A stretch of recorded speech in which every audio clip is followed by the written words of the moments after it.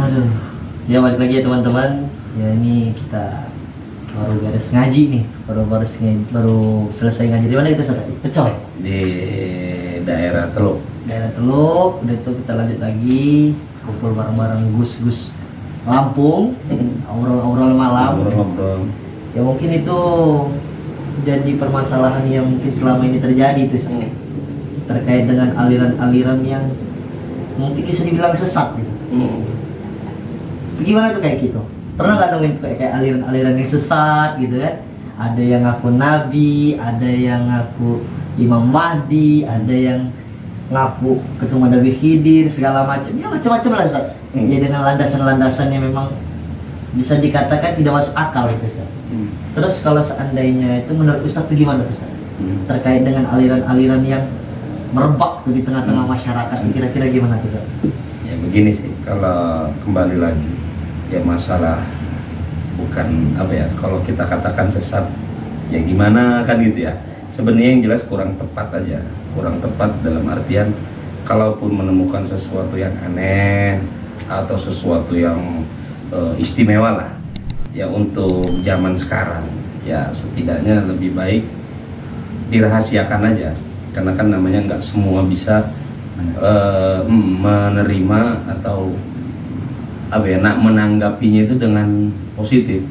Justru nanti takutnya gini, justru nanti yang namanya tadi ya, kita kan ada syariat namanya kayak seperti sholat, puasa, zakat, itu kan syariat. Takutnya ketika menemukan sesuatu yang katakanlah karomah atau gimana kan gitu, nanti justru malah lebih tadi fokusnya ke situ. Nah, kalau di kacamata orang awam kayak kita gini, takutnya nanti justru yang begini yang kita khawatirkan. Kamu sholat rajin, ibadah rajin, kok nggak bisa terbang, gitu kan? Nggak bisa hilang kan gitu. Ada orang yang nggak sholat, nggak puasa, nggak apa, kok bisa hilang? Ada juga yang memang secara syariat rajin, istilahnya sholat, puasa, ya wajibnya, ya sunnahnya. Kemudian dia mendapatkan sesuatu yang istimewa lah dari Allah, katakanlah maunah atau karomah, itu pun ya sebenarnya tidak harus dipublikasikan ya, untuk tidak dipublikasikan, karena tugas kita sekarang adalah ya bagaimana caranya manusia ini melaksanakan perintah Tuhan, perintah Allah ya, cinta kepada Nabi, bagus dalam bermuamalah, dalam bersosial kepada orang tua, kepada saudara, tetangga dan lain-lain. Itu yang jelas, yang tugas pokok kita sekarang adalah bagaimana bagus hablum minallah, bagaimana hablum minannasnya juga bagus. Maka oleh karena itu hal-hal yang seperti itu, keistimewaan-keistimewaan seperti maunah ataupun karomah, kalaupun memang ia punya, mbok ya jangan dipublikasikan. Apalagi mah ketika ada yang mempublikasikan niatnya adalah untuk ria atau untuk supaya dianggap hebat, supaya dianggap istimewa, nah ini yang bermasalah kan, itu nanti bermasalah. Karena kan kita itu sebenarnya yang baik itu adalah tadi istiqomah dalam melaksanakan syariat ya, terlebih nanti mau dikasih karomah atau enggak ya itu mau urusan Allah tadi gitu sih. Nanti ya tadi, nanti ujung-ujungnya orang berasumsi sesat ini kan gitu. Padahal yang menurut dia pribadi enggak, menurut orang itu pribadi enggak, tapi ya karena tadi ya bisa dua versi, yang satu mungkin takjub, yang satu mungkin menganggap ini sesat. Maka oleh karena itu kita ngambil jalan tengah. Apa, ketika Allah memberikan kita keistimewaan seperti karomah atau maunah, ya sudahlah, itu mah istilahnya nggak usah dipublikasikan. Yang harus dipublikasikan di masyarakat itu gimana caranya orang ini taat ke Allah, bagus ibadah, bagus bersosial ya, bagus bermasyarakat, itu aja sih. Tapi ada yang menarik tuh menurut kita kayak ya, jadi kayak obrolan-obrolan kita tadi yang digabung sama Gus Kiai Lampung tadi, itu ada yang menarik Ustaz. Kalau seandainya terkait dengan karomah mungkin kita mempercayai karena memang sedikit banyak kita belajar tentang karomah dan kita mengimani itu. Tapi ada yang menarik yang menurut logika tuh gak masuk Ustaz. Gimana dia yang mengaku Imam Mahdi, bagaimana dia yang mengaku Sultanul Aulia gitu. Sedangkan kita yang mungkin lagi proses belajar ngaji yang sedikit banyaknya tahu, rasanya itu gak mungkin Gus. Itu tuh kira-kira gimana itu? Entah di mana salahnya gimana itu. Itu kadang kan ya itu Ustaz. Makanya Eki tertarik. Makanya Eki tertarik. Pengennya minta Sherlock kan.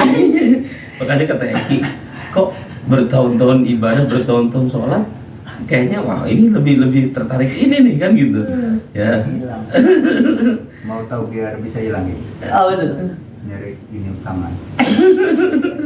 Ya benar. Itu insya Allah ya. Insya Allah itu. Orang yang orang yang punya otak bisa ngilang gitu. Ya boleh tahu aduh. Benar-benar kata Eki, ya ilmu bisa ngilang tuh sebenarnya simpel. Cari utangan, insya Allah yang utang hilang. Lanjutan ini hilang. Kacau. Ya, jadi kembali lagi, ya tadilah intinya yang zohir-zohir aja dulu, yang syariat-syariat seperti sholat bagusin, puasa bagusin. Ya artinya bagusin itu dalam tanda kutip berdasarkan tatanannya atau hukum-hukumnya, ilmunya. Sholat bagaimana caranya, ya tadi ya sah, terus bagus, setelah sah bagus, rapi, istiqomah, kan gitu. Itu yang jelas. Kalau untuk urusannya tadi ya mau hilang, mau terbang, cuma wah itu mah gimana Allah aja lah kan gitu. Nah terlebih masalah rezeki tadi ngomong. Terus tanggapan kita harus percaya itu gimana? Itu hak mereka. Karena mereka juga ketika bercerita, saya bisa hilang, saya bisa terbang, kepengen dipercaya, kan gitu, kepengen dipercaya. Ya itu hak mereka itu mah. Terlepas Eki mau percaya, Rizky mau percaya, itu kan masing-masing. Kayak misalnya malam ini Ustaz cerita sama kamu orang ya, misalnya ini Ustaz baru terbang dari negara mana gitu kan. Nah, harapan Ustaz kalian percaya, tapi kan kalian mau percaya apa enggak kan ya nggak bisa juga dipaksain ya. Jadi kalau memang mendengar yang seperti itu ya kita senyumin aja lah ya, kita senyumin aja. Artiannya gini, dalam artian kalau kita lebih cenderung ke sholat saya aja mesti begini kan gitu, puasa saya aja mesti begini kan gitu, ya udah biarin aja. Ya kayak Eki, coba kalau kamu dengar ada cerita orang bisa hilang, bisa terbang, gimana? Senyum aja. Kan gitu. Apa memang tertarik? Langsung istilahnya di mana nih orang kan? Sherlock lah kan gitu. Kayaknya belum mau ke sana. Nah iya, ya berarti kan masih mikirin syariat. Ya, gimana sholat bagus, puasa bagus, ibadah bagus, sosial bagus. Syariatnya masih berantakan. Kacau. Justru siapa tahu itu Ki. Ya tadi siapa tahu kan begitu merasa tuh syariat aja masih berantakan, begitu ada yang ngajak udah Ki ikut ajaran kita orang aja. Kenapa? Walaupun syariat berantakan bisa terbang. Makanya dulu jangan apa namanya, harus lebih dekat lagi sama yang ilmu syariat. Nah, benar. Kayak terus itu. Biar nggak ada ajakan-ajakan dari luar yang kayak begitu ya. Masa orang apa namanya masih bayi, masih harus belajar ngerangka dulu, ini disuruh lari, diajak lari. Nah, iya. Oh, luar biasa. Satu motivasi. Gini luar Harus biasa. ngerangka dulu. Biasa di luar dan luar biasa.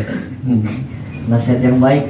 Ya bagus sih tadi. Berarti artinya memang ya berarti sudah berpikir secara sehat. Karena nanti ada loh, ada begini, ada orang yang bertahun-tahun ngapal, belajar ini semua, hadis, Quran, ilmu yang lain-lainnya dipelajari, dihafal.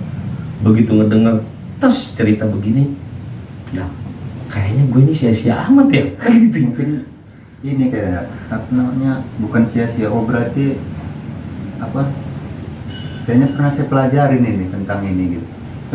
Terus dia dapat doktrin yang pembahasannya tentang itu tadi, jadi dia makin terpikat di situ.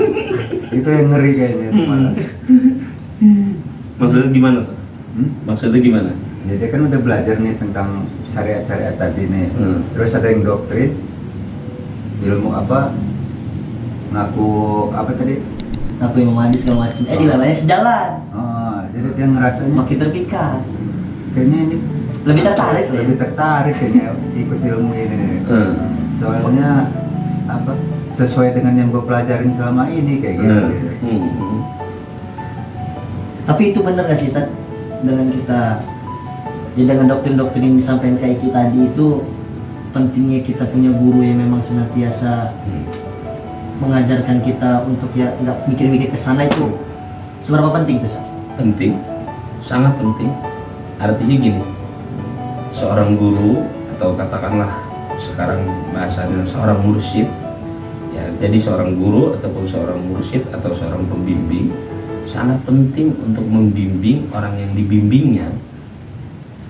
Tadi syariatnya dulu, syariat dalam artian gini, sholat kamu benerin, oh kamu kalau takbir begini nggak sah, nih yang sah itu begini, rukun sholat itu begini. Nah jadi di ini dulu, di apa namanya di suruh kuasai dulu ilmu-ilmu syariat. Kalau kamu musah sholatnya, kamu rukunnya dulu. Nah rukun sholat itu ini diantaranya yang pertama niat, setelah itu takbiratul ihram, setelah itu al-fatihah. Kamu pelajari dulu al-fatihahnya sampai maaf. Kadang-kala dulu pengalaman saya pribadi, ya belajar al-fatihah itu lama. Kenapa sih harus lama-lama? Ya karena menyangkut tadi. Ya al-fatihah itu kalau dalam sholat sebuah rukun, berarti kan nyangkutnya di situ tuh. Nah, terus kita pelajari fikih-fikih sholat, fikih-fikih puasa. Kenapa harus kita pelajari? Ya menyangkut ibadah. Ibadah itu adalah interaksi kita ke Tuhan, ke Allah. Nah ya bagusin dulu tuh, gitu ya. Puasa dan lain sebagainya ya. Ketika nanti ditanya, enggak sir sama pelajaran-pelajaran terbang hilang.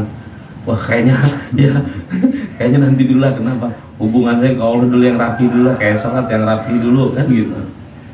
Jadi secara nggak langsung tugas kita sekarang ini sebagai santri itu ngaji tuh ya Sat.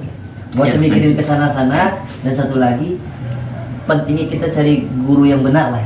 Ya benar. Ya yang satu ya gurunya benar, yang kedua gurunya benar dan tadi melakukan hal yang benar jelas ya. Ya katakanlah bahasa sekarang ya jangan jarkoni lah.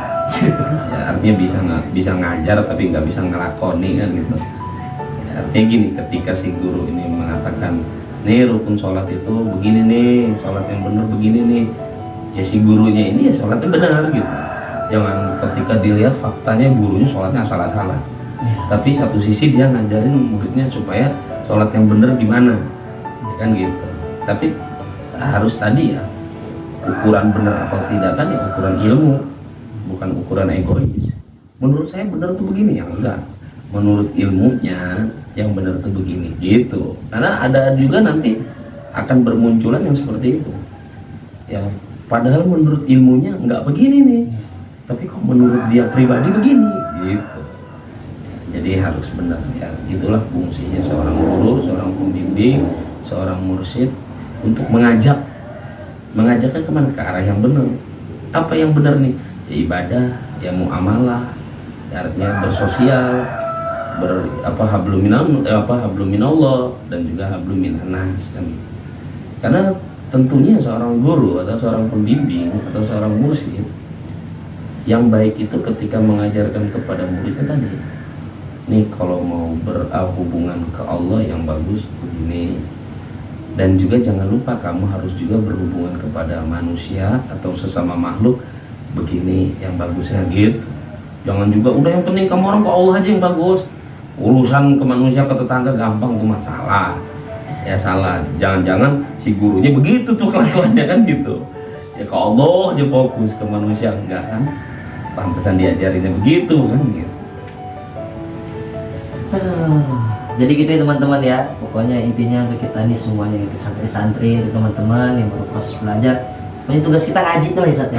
Ngaji, cari guru yang benar, gak usah mikirin tentang karomah ya, yang hal-hal yang begitu lah ya Sat ya. Ya artinya gini, masalah karomah, maunah, kelebihan, keistimewaan itu bonus, itu udah hak Allah, hak prerogatif Allah. Iya, Allah mau ngasih ataupun Allah enggak mau ngasih ya terserah Allah. Yang jelas urusan kita adalah kita menghamba ke Allah kan gitu. Kita menghamba ke Allah, kita berhubungan baik ke manusia ya, itu yang jelas yang menjadi pokok.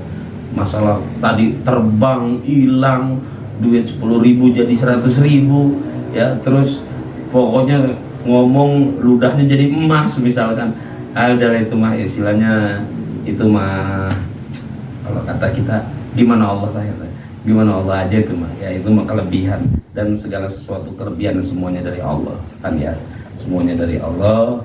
Dan kita juga harus waspada, harus hati-hati ketika Allah memberikan kelebihan kepada kita, bukan untuk dijadikan sebuah kesombongan ya. Ketika menemukan belum ada kelebihan juga jangan frustasi gini, saya ibadah bertahun-tahun, ibadah khusyuk, ibadah istiqomah, kok nggak kayak kawan saya yang baru kemarin tapi Allah kasih kelebihan. Jangan ya, jangan merasa seperti itu. Justru hal yang termahal pada seseorang adalah ketika dia bisa istiqomah dalam kebaikan, baik ngaji dan lain-lain sebagainya gitu. Itu sih. Aduh. Jadi nggak usah terlalu ini, nggak usah pikirin apa-apa. Jadi udah yang sholat aja yang benar, ngaji yang rajin ya, bermasyarakat juga bagus. Udah nggak usah mikirin kok nggak hilang saya nih, kok nggak bisa terbang kan gitu. Motor habis bensin kudu dibeli, nggak bisa pakai air. Udah biarin aja. Apa minta Sherlock tadi? Keren memang. Jadi gitu ya teman-teman, ya pokoknya terkait dengan aliran-aliran yang semacam itu ya kalau bisa kita hindari ya Ustaz ya.